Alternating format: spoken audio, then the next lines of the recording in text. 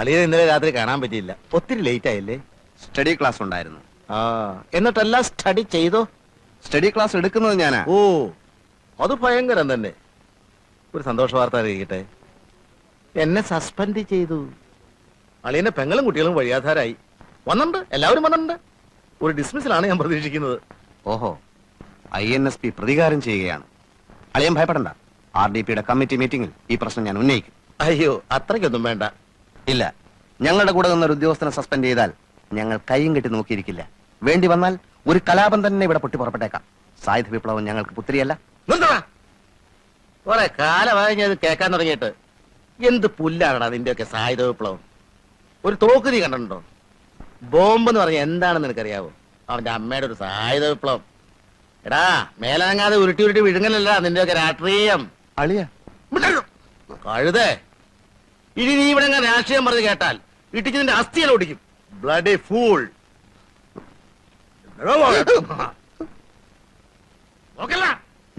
അച്ഛാ, എനിക്ക് ചില കാര്യങ്ങൾ അറിയാനുണ്ട്. എന്നെ ആനന്ദേട്ടനെ കൊണ്ട് കെട്ടിച്ചാരാ? ആനന്ദേട്ടൻ എന്നെ പെണ്ണ് കാണാൻ വന്നു. അച്ഛൻ ആനന്ദേട്ടന്റെ കാര്യങ്ങളെ ഒന്ന് അന്വേഷിച്ചു, തീരുമാനിച്ചു, കല്യാണം നടത്തി. ഇതല്ലേ ഉണ്ടായത്? അങ്ങനെ അല്ലെന്ന് ഇപ്പൊ ആരെങ്കിലും പറഞ്ഞോ? പറഞ്ഞില്ല. പക്ഷെ ഓരോരുത്തരുടെ മട്ടും മാതിരിയും കാണുമ്പോ ഞാനായിട്ട് ആനന്ദേട്ടനെ ചെന്ന് പിടിച്ചു വലിച്ചു കൊണ്ടുവന്ന മാതിരിയുണ്ട്. 4 വള, ഒരു നെക്ലസും ലോലാക്കും എല്ലാം ചേർത്ത് ആകെ 15 പവനല്ലേ അച്ഛൻ എനിക്ക് തന്നത്. ആനന്ദേട്ടനും കുടുംബക്കാരും പാവങ്ങളായതുകൊണ്ട് അത് മതിയെന്ന് സമ്മതിച്ചു.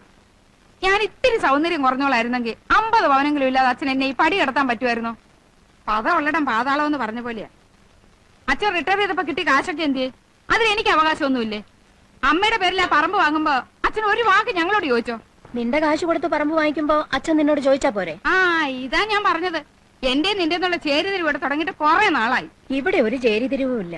അച്ഛന്റെ സ്വൈര്യം കെടുത്താനാണോ നിങ്ങളുടെയൊക്കെ പുറപ്പാട്? അവള് പറയട്ടെ ഭാനു. ആനന്ദേട്ടന് ഒരു വിഷമം വന്നപ്പോ നിങ്ങളുടെ 2 അമ്മക്കളും തിരിഞ്ഞു നോക്കിയോ? നിന്റെ ഭർത്താവിന്റെ കയ്യിലിരിപ്പും കുറച്ച് നന്നായിരിക്കണേ. ദേ അമ്മേ, ആനന്ദേട്ടനെ വല്ലതും പറഞ്ഞാലുണ്ടല്ലോ, സ്നേഹം തൊട്ട് തിണ്ടിട്ടില്ലാത്ത നിങ്ങൾക്കൊന്നും അതിന് അവകാശമില്ല. ആനന്ദേട്ടന്റെ വീട്ടുകാരെന്നെ പൊന്നു പോലെയാ നോക്കുന്നത്. അറിയാം, കേട്ടിട്ടുണ്ട്. ഇത്രയും സ്നേഹമുള്ളവരെ ഉപേക്ഷിച്ചിട്ട് എന്റെ പൊന്നുമോൾ എന്തിനാ ഇങ്ങോട്ട് വന്നത്? അയ്യടാ, നിങ്ങളുടെ സ്നേഹം ആസ്വദിക്കാൻ വന്നോന്നല്ല. തരാനുള്ളത് തന്നാലേ ആ നിമിഷം ഞങ്ങളങ്ങ് പോയേക്കാം. എന്തായാലും അതെങ്ങനെ ധൃതി വെക്കുന്നത്? നമ്മൾ ഇവിടെ തന്നെ ഉണ്ടല്ലോ. തരാനുള്ളത് എപ്പോഴായാലും തരും. പാവാ, തിരുബഹളം വെക്കുന്നു മാത്രമേ ഉള്ളൂ. അമ്മ ഒരു കാര്യം ചെയ്യും, ഏതായാലും വിശ്രമത്തിന് വന്നു. തടിയൊക്കെ ഒന്ന് നന്നാക്കണം. 21 ദിവസം ആട്ടുസൂപ്പ് കഴിക്കണം. പിന്നെ ശുദ്ധമായ പശു നെയ്യ്. അല്ല, ഇവിടെ ഇല്ലെങ്കിൽ വേണ്ട, പുറമേന്ന് വാങ്ങിച്ചോളൂ, വിരോധമില്ല. പിന്നെ അറിയാലോ, ഉച്ചയൊന്ന് ഇറച്ചി മീനും എനിക്ക് നിർബന്ധ. അത്താഴത്തിന് ശേഷം 2 ഏത്തപ്പഴം, ഇച്ചിരി പാലും. ഇനി എന്നും കാലത്ത് അമ്മ 5 മണിക്ക് തന്നെ വിളിക്കണം. കാരണം പോലീസ് ട്രെയിനിങ് കഴിഞ്ഞതിന് ശേഷം പിന്നെ എക്സർസൈസ് ചെയ്തിട്ടില്ല. അപ്പൊ തടി അനങ്ങിയിട്ട് ഒന്ന് ഓടണം. അപ്പൊ പിന്നെ സൂപ്പിന്റെ കാര്യം മറക്കണ്ട. നാളെ മുതൽ ആയിക്കോട്ടെ.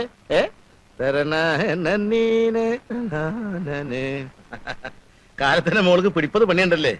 എന്ത് ചെയ്യാം? ഒരു ചേട്ടൻ കളക്ടറേറ്റിൽ പോണം, മറ്റേ ചേട്ടൻ എസ്റ്റേറ്റിൽ പോണം. ഒരു ഉപകാരം ചെയ്യൂ. ഉപകാരം മാത്രമേ ചെയ്യൂ.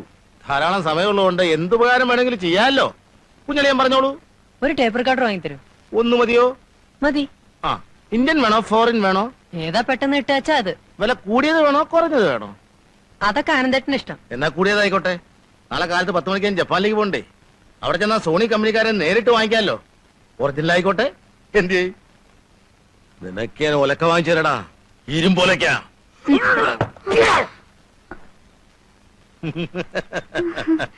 ഇത് INSP-കാരന്റെ കുപ്പായായിരിക്കും അല്ലേ? എനിക്കിത് നന്നായി ചേരുമെന്ന് തോന്നല്ലോ മോളെ. പ്രകാശേട്ടൻ ഇപ്പൊ പുറത്തു പോണെന്ന് പറഞ്ഞു. പോയിക്കോട്ടെ, കുഴപ്പമില്ല. ഇത് ഞാൻ എടുത്തൊന്ന് പറഞ്ഞാ മതിന്നേ. മറ്റുള്ളതൊക്കെ മുഷിഞ്ഞിരിക്ക. ആഹാ, മുഷിഞ്ഞോട്ടെ. എന്നെങ്ങും പഠിപ്പിക്കാൻ വന്നാണ്ടല്ലോ, അടിച്ചു നിന്നെ ഞാൻ.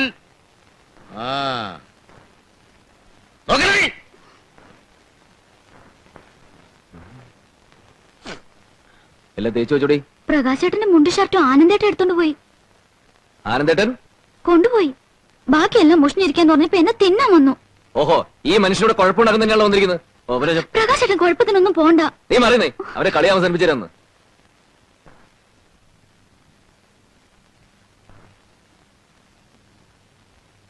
എനിക്ക് പുറത്തു പോകണം. അളിനെ ഉടുപ്പിഞ്ഞൊരുക്കി. എങ്ങനെയുണ്ട് അളിയാ? എനിക്കിത് നന്നായി ചേരുന്നില്ലേ? കളിക്കല്ലേ, ഉടുപ്പിഞ്ഞ് തരാൻ ഞാൻ തരില്ല. എനിക്ക് നിന്റെ പാർട്ടി ചേരണം. നിന്റെ പാർട്ടി നല്ല അസല് പാർട്ടിയാ. ആരും കൊതിക്കുന്ന പാർട്ടി എന്നെ നിന്റെ പാർട്ടി ചേർക്കളിയാ. INSP അത്രയ്ക്ക് അതപ്പതിച്ചിട്ടില്ല. അതപ്പതിക്കുന്ന കാലത്ത് ഞാൻ അളിയെ അറിയിക്കാം. എനിക്ക് വെയിറ്റ് ചെയ്യാൻ പറ്റില്ല. എനിക്കിപ്പോ പാർട്ടി ചേരണം, ഇന്ന് തന്നെ ചേരണം. പാർട്ടി ചെറിയ തൂങ്ങിച്ചാവ് എന്ത് പണ്ടാളം പറഞ്ഞായിരിക്കും. ആ ഷർട്ട് ചോദിക്കേ എടുക്കളിയാ. എന്റെ ദേഹത്തോട്ട് പോയത് തൊട്ടത് എന്തിയോടും കുറെ നേരമായി ഞാൻ ക്ഷമിക്കുന്നു. എന്റെ വീട്ടിൽ കയറി എണ്ണത്തിന് തലമുറയാണ്. ഇന്നലെ ആലോചിക്കുന്നുണ്ട്. പെങ്ങളെ കെട്ടിയവരാന്ന് ഓർക്കയില്ല.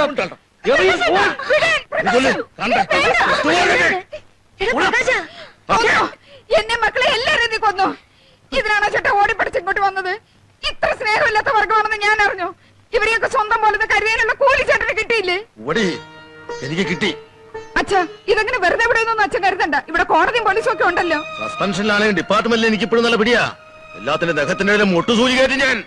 ഒന്നും പറയണ്ട, നമുക്ക് പോകാം. വാ മക്കളെ, ഇനി ഇവിടെ നിന്നാലേ ഇവര് നമ്മുടെ ഭക്ഷണത്തിൽ വിഷം കലർത്തി കൊല്ലും. അമ്മേ, കൂടുതലായിട്ട് ഇറങ്ങി പോവാ ഞാൻ. ഇറങ്ങി വേടാ മതി.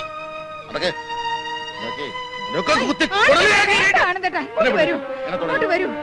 നന്ദിയില്ലാത്ത വർഗങ്ങളാ. ഈശ്വരൻ സ്വഭാവം അറിയില്ല. നമ്മുടെ കണ്ണിൽ ദൈവം കാണും. നിങ്ങൾ എങ്ങനെ ഇവിടെ എത്തി? എന്തേ ഞാൻ വിളിച്ചോളുന്നതാ? അതല്ല, സ്ഥാനഭ്രംശം സംഭവിച്ചിട്ടുണ്ടല്ലോ. ഈ സമയത്ത് ഈ ദേശത്ത് ഈ ആത്മാവ് ഉണ്ടായിരിക്കാൻ പാടില്ല. ഏറ്റവും ചുരുങ്ങിയത് 300 കിലോമീറ്റർ അപ്പുറത്തേക്കെങ്കിലും ഈ ആത്മാവ് സഞ്ചരിച്ചിട്ടുണ്ടാവണം. രാഷ്ട്രീയക്കാര് മൂപ്പരെ സ്ഥലം മാറ്റിരിക്കുക. ഇന്നലെ അവിടെ ജോലി ചേരേണ്ടതാ. സുഖമില്ല എന്ന് പറഞ്ഞ് കമ്പിടിച്ചിരിക്കുക. ഓ, അതാണ് കാര്യം. അപ്പോ എത്രയും പെട്ടെന്നൊരു ശുഭമുഹൂർത്തം കാണിച്ചു തരാം. ഇടവം, മിഥുനം, കർക്കടകം, ചിങ്ങത്തിലെല്ലാം കൊണ്ടും മംഗളകരമായ ഒരു മുഹൂർത്തം കാണാനുണ്ട്. അയ്യോ, കൂടിപ്പോയ ഒരാഴ്ച. അതിനുള്ളിലൊരു മുഹൂർത്തം വേണം. ഈ മുഹൂർത്തം എന്ന് പറയുന്നത് ഞാൻ എന്റെ ഫാക്ടറിയിൽ വെച്ചുണ്ടാക്കുന്നതല്ല. നിങ്ങളുടെ ഇഷ്ടത്തിനനുസരിച്ച് മുഹൂർത്തം വേണമെങ്കിൽ ഇപ്പൊ തന്നെ പോയി കെട്ടിക്കോളൂ. എന്തിന് ഇങ്ങോട്ട് വന്നു? അല്ല, ഏതായാലും വന്ന നിലയ്ക്കൊന്ന്. അടുത്ത ബുധനാഴ്ച വലിയ ദോഷം വരില്ല. 9-നും 10-നും ഇടയ്ക്ക്. അത് മതി. ഭാനുവേ, കണ്ടോ? കണ്ടു. നമ്മുടെ INSP മോന്റെ എതിർപ്പിന് കാരണമുണ്ട്. അവൻ എപ്പോഴോ സംഭാവന പിരിക്കാൻ ചെന്നപ്പോ ഉദയഭാനു കളിയാക്കിയിരുന്നത്രേ. INSP വെറുതെ ഇരുന്നില്ല, ഉദയഭാനു ഒരു ട്രാൻസ്ഫർ വാങ്ങിക്കൊടുത്തു. നേര് പറയാലോ ഭാനു, എനിക്ക് പേടിയായി തുടങ്ങി. നമ്മുടെ അരയെ കെട്ടിയിരിക്കുന്ന ചരട് പാമ്പായിട്ട് വന്ന് നമ്മളെ തന്നെ കടിക്കുമെന്നുള്ള പേടി. ലതിയുടെ കല്യാണം എത്രയും വേഗം നടത്തണം. നമ്മൾ ജീവിച്ചിരുന്നിട്ടിങ്ങനെ അല്ലാത്തൊരു സ്ഥിതി ഒന്ന് ആലോചിച്ചു നോക്കി. രാഘവട്ട, ഒരു കാര്യം ചോദിച്ചോട്ടെ? എന്താടാ? ഒരു കാര്യം ചോദിച്ചോട്ടെ? എന്താ അച്ചു? ഒന്നുമില്ല. എന്താന്ന് വെച്ചാ പറ. രാഘവേട്ട ആ സ്ഥലം ഭൂപണയ ബാങ്കിന് പണയം വെക്കുന്നില്ല എന്നോട് പറഞ്ഞത്. അതെ. വിറ്റിട്ടില്ല. വിക്കേ? അങ്ങനെ വല്ലതും ഉണ്ടോ നീ അറിയാണ്ടിരിക്കോ? അതെ, അതാ ഞാനും സംശയിച്ചത്. ഇപ്പൊ എന്താ പ്രശ്നം? രാഘവട്ടം ബേജാറാവൊന്നും വേണ്ട. ആ സ്ഥലത്ത് ആരൊക്കെയോ വന്ന് അളക്ക് കുറ്റിയടിക്കുകയൊക്കെ ചെയ്യുന്നുണ്ട്. അതേന്നേ, എനിക്കൊന്നും പിടിയിട്ടില്ല. അവിടെ ആമേനെയും സർവേറും ഒക്കെ കണ്ടു. എന്താ നീ പറയണേ?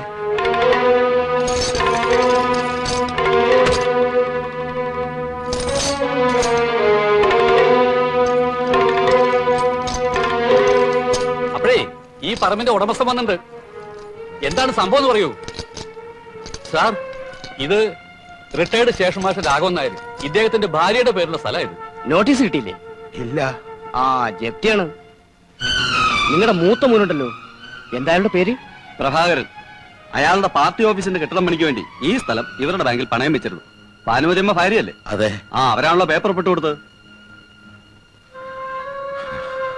സാർ, ഈ മനുഷ്യൻ ജീവിതകാലം മുഴുവൻ കഷ്ടപ്പെട്ടുണ്ടാക്കിയതാ ഈ സ്ഥലം. ഞങ്ങൾക്ക് ഇപ്പൊ എന്ത് ചെയ്യാൻ പറ്റും? കോടതി കാര്യമല്ലേ.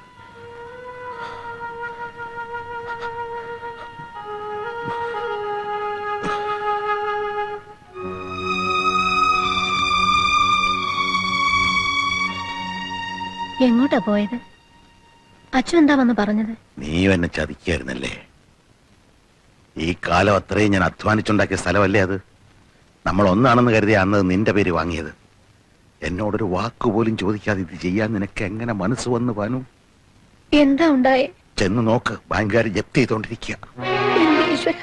ലതിയുടെ കല്യാണത്തിന് ഞാൻ എവിടുന്ന് പണം ഉണ്ടാക്കും? അത് കുറച്ചു ദിവസത്തെ ഒരു കാര്യത്തിനാണെന്നും പറഞ്ഞ് പ്രഭാകരൻ നിർബന്ധിച്ചപ്പോ. എന്നിട്ട് എവിടെ നിന്റെ പ്രഭാകരൻ? അവിടെ കണ്ടില്ലല്ലോ. നമ്മുടെ മോനല്ല എന്ന് കരുതിയാ ഞാൻ. അച്ഛൻ അറിയുന്നതിന് മുമ്പ് തിരിച്ചെത്തിക്കാമെന്ന് ഉറപ്പ് പറഞ്ഞപ്പോ വേണ്ട, ഒന്നും പറയണ്ട. എന്റെ മക്കൾ എന്നെ മനസ്സിലാക്കിയില്ല, സ്നേഹിച്ചില്ല. നീയും. നിങ്ങളാരും എന്നെ ഇനി അധികാലം ജീവനോടെ കാണില്ല.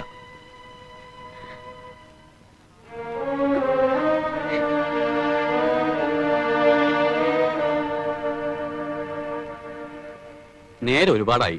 രാഘവേട്ടൻ ഇനി പോ, അല്ലെങ്കിൽ ഇവിടുന്ന് എന്തെങ്കിലും കഴിക്കും. വേണ്ട, നീ ആ ടോർച്ചിനെടുത്ത് വീട് വരെ ഞാനും വരാം. നിനക്ക് ഞാൻ ശല്യമായല്ലേ? എന്താ രാഘവേട്ടായി പറയണത്? ഒരേ കാര്യം തന്നെ ഇങ്ങനെ ആലോചിച്ചോണ്ടിരുന്ന മനസമാധാനം ഇല്ലാണ്ടാവുന്നല്ലാതെ ഒരു കാര്യമില്ല. ഓർക്കാൻ ഒരു കാര്യമല്ലല്ലോ ഉള്ളത്. അച്ഛനറിയോ, ഇടയ്ക്കിടയ്ക്ക് സ്ഥലമാറ്റങ്ങൾ ഉണ്ടാകുമ്പോ കുട്ടികളുടെ പഠിത്തം തകരാറിലാകുമല്ലോ എന്ന് കരുതിയാ അവരെ ഞാൻ വീട്ടിൽ തന്നെ താമസിപ്പിച്ചത്. റെയിൽവേ സ്റ്റേഷന്റെ പ്ലാറ്റ്ഫോറത്തിൽ കിട്ടുന്ന രുചിയില്ലാത്ത ഭക്ഷണം കഴിച്ച എന്റെ ജീവിതത്തിന്റെ നല്ല പങ്ക് ഞാൻ തള്ളി നീക്കിയത്. ഒരു ചായ കുടിക്കുമ്പോ പേടിയാ, ആ കാശ് വീട്ടിലെത്തിക്കാമല്ലോ എന്ന് ചിന്തിക്കും. മക്കൾ പഠിച്ച് വലിയവരാകണം. അവരുടെ സ്കൂൾ തുറക്കുന്ന സമയമാകുമ്പോ ആദ്യ പുസ്തകങ്ങൾ വാങ്ങണം, നല്ല ഉടുപ്പ് വാങ്ങണം. മക്കൾക്ക് വേണ്ടി മാത്ര അവളും ഞാനും അകന്നും ജീവിച്ചത്. അതൊന്നും സാരാക്കണ്ടെന്നേ. സത്യത്തിൽ ഈശ്വരൻ നിങ്ങളെ അനുഗ്രഹിച്ചിരിക്കുക. മക്കളുണ്ടാകാൻ അനേക അമ്പലങ്ങളിൽ പോയി നിങ്ങൾ നേർച്ചയും കാഴ്ചയും വെച്ചല്ലോ. ഇപ്പോ മക്കളില്ലെന്നുള്ള ദുഃഖമല്ലേ ഉള്ളൂ. ഉള്ള മക്കളൊരു ശാപമായി തീരുന്നു എന്ന ദുഃഖമില്ലല്ലോ. ഇറങ്ങട്ടെ.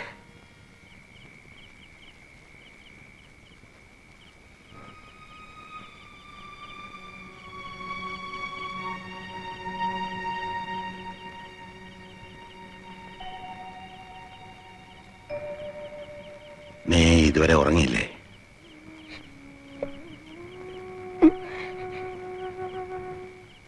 ഇത്രയും വർഷത്തിനിടയ്ക്ക് നിനക്ക് വിഷമുണ്ടാക്കുന്ന ഒരു കാര്യം ഞാൻ ചെയ്തിട്ടില്ല.